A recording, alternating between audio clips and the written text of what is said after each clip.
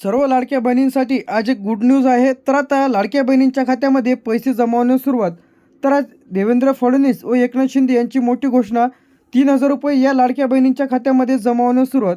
तर आता यामध्ये कोणत्या जिल्ह्यांमध्ये पैसे, जे की महाराष्ट्र शासनाची लाडकी बहीण योजनेअंतर्गत जे की कोणत्या महिलांच्या खात्यामध्ये 3,000 रुपये इथं जमा झालेले आहे. त्यानंतर यासाठी लागणारे आवश्यक कागदपत्रे, कोण यामध्ये पात्र आहेत, तर कोणाच्या खात्यामध्ये लाडकी बहीण योजनेचे पैसे तर जमा झालेले आहे, हे जर पाहायचं असेल तर व्हिडिओला शेवटपर्यंत बघा.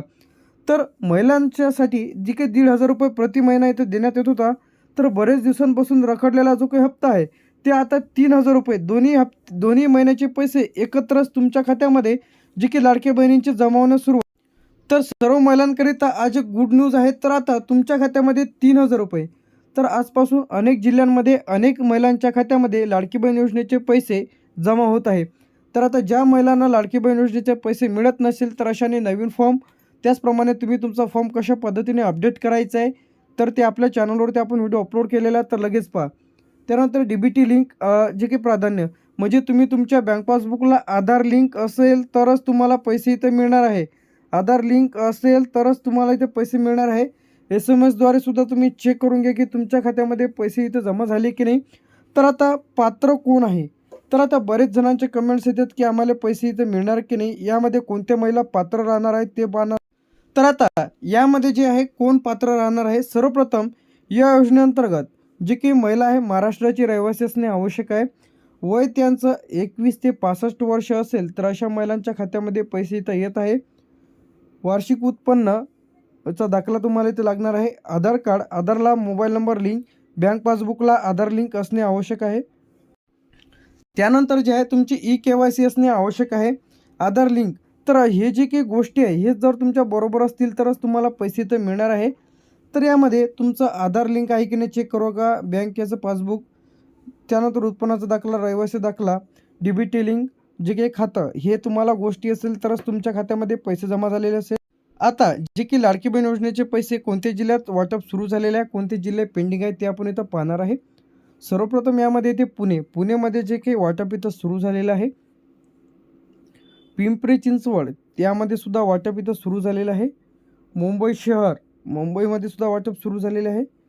मुंबई उपनगर या जिल्ह्यांमध्ये सुद्धा वाटप सुरू झालेले आहे. ठाणेमध्ये सुद्धा वाटप सुरू झालेले आहे. तर वाटप सुरू झालेले जे की यामध्ये एकूण 5 जिल्हे आहे. यामध्ये पुणे, पिंपरी चिंचवड, मुंबई शहर, मुंबई उपनगर, ठाणे. तर आता जे की राहिलेले खालचे जिल्हे आहेत त्या जिल्ह्यात आता वाटप इथं प्रतीक्षेमध्ये आहे. तर यामध्ये जे की आपण ठाणेपर्यंत बघितलेलं होतं 5 जिल्हे. त्यानंतर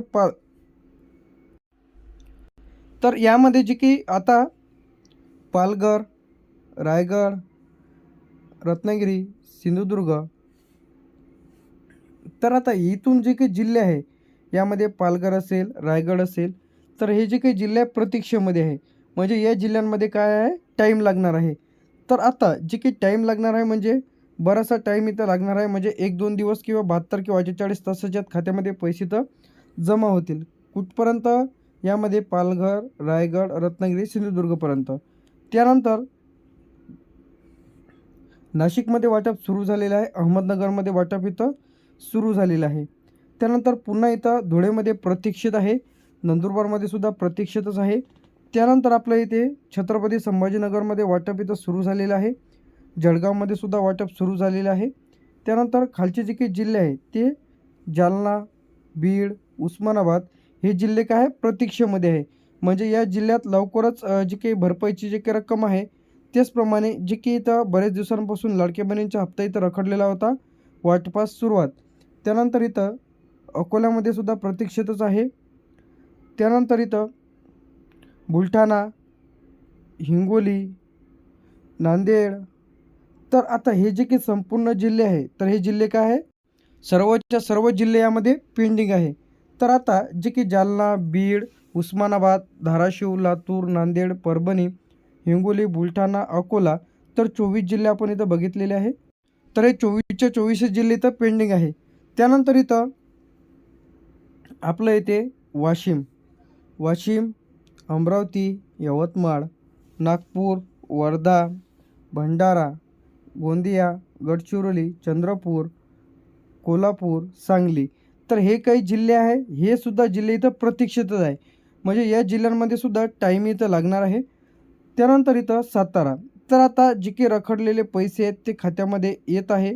तर आता राज्यभरामध्ये जे काही लाडक्या बहिणींचे पैसे जे की खात्यामध्ये डी-बी-टीच्या माध्यमातून पैसे इथं जमा होत आहे. तर आता सर्व महिलांच्या खात्यामध्ये ₹1,500 तर इथं 2 हप्ते एकत्रच म्हणजे तुमच्या खात्यामध्ये ₹3,000 जी की लाडकी बहीण योजनेचे जमा होण्यास सुरुवात झालेली आहे. तर आता पहिला टप्पा जे काही इथं सुरू झालेला आहे, दुसरा टप्पा पुढील 2 ते 3 दिवसात इथं जमा होणार आहे, 1 ते 2 दिवसांमध्ये. तर आता तुम्ही तुमचं खातं तपासा की खात्यामध्ये लाडक्या बहिणींचे पैसे जमा झाले की नाही. तर बरेच जणांचे मुख्य कारणे म्हणजे लाडक्या बहीण योजनेचे पैसे इथं न आल्याची कारणे यामध्ये आधार लिंक नाही, डी-बी-टी इनॅक्टिव्ह आहे, त्यानंतर तुमच्या बँक पासबुकवर वेगळं नाव आहे, आधारावर वेगळं नाव आहे, त्यानंतर अर्ज तुमचा पेंडिंग आहे, प्रोसेसिंगमध्ये आहे, तर अशांचे पैसे इथं मिळालेले नाही. तर पैसे यावेत यासाठी तुम्ही बँकमध्ये जा, तुम्ही तुमची लाडक्या बहिणींची ई-के-वाय-सी करून घ्या, बँकेची आधार लिंक करून घ्या, बँकेची सुद्धा ई-के-वाय-सी करून घ्या. जर अंगणवाडी सेविकेकडे तुम्ही तुमची फॉर्मची चौकशी करून घ्या की तुमचा फॉर्म इथं पेंडिंग आहे की रिजेक्ट झालेला आहे, ते तुम्हाला सर्व चेक करून घ्यायचं आहे. तर बरेच लाडक्या बहिणींचे पैसे इथं थांबलेले आहेत. तर अशा लाडक्या बहिणींनी चेक करून घ्या की तुम्ही तुमच्या बँक पासबुकला आधार लिंक आहे की नाही, डी-बी-टी लिंक आहे की नाही व ई-के-वाय-सी केली की नाही. तर लगेच तुम्ही तुमच्या खात्यामध्ये ₹3,000 जमा झाले का लगेच चेक करा. तर लाडक्या बहिणींसाठी खुशखबर आहे. तर पैसे खात्यामध्ये येत आहे, लगेच तपासा.